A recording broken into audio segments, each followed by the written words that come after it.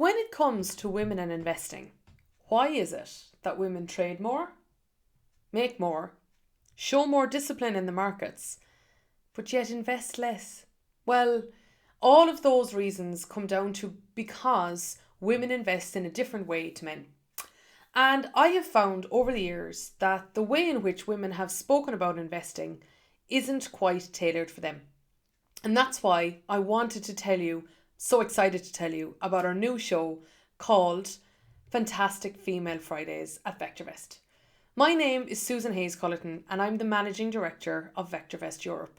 And every second Friday, I'm going to be hosting a 30-minute YouTube show where we're going to talk about what really matters when it comes to women and investing. And I believe that is three things. One is knowledge, two is confidence, three is resources. And we're going to find all three.